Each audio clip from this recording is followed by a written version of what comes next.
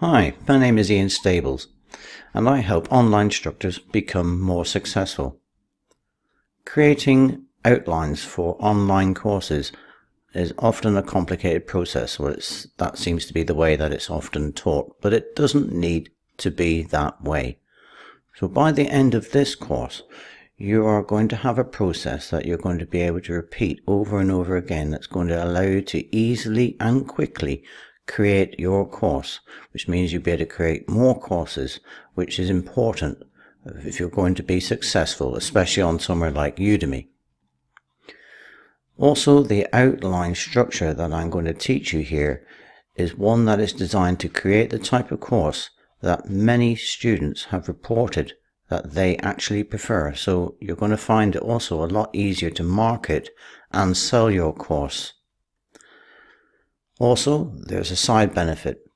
The resulting outline that you create for your course is going to make it really simple and easy for you to record all of the lectures in your course. Now, I really do want you to succeed in this. So when you're watching this course, follow every single step. Watch every lecture, because each step is important. Otherwise, it'll be a bit like trying to follow a recipe to make a cake and missing out one or two of the steps. You're not going to get the cake at the end. So it's the same with this. Each step I put in this course is important. It's how you create your outline by following simple steps. Also, I want you to practice each of the steps one at a time. Don't try to practice every step in one go.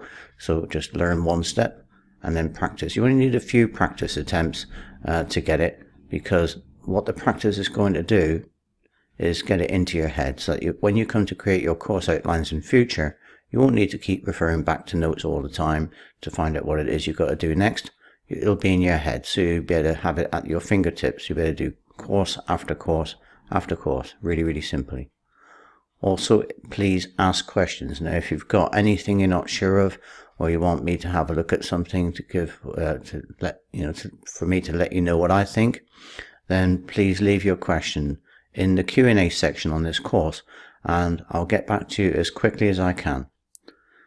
So with that, let's get on to the next lecture, and let's start learning how you can create the type of course students want quickly and easily.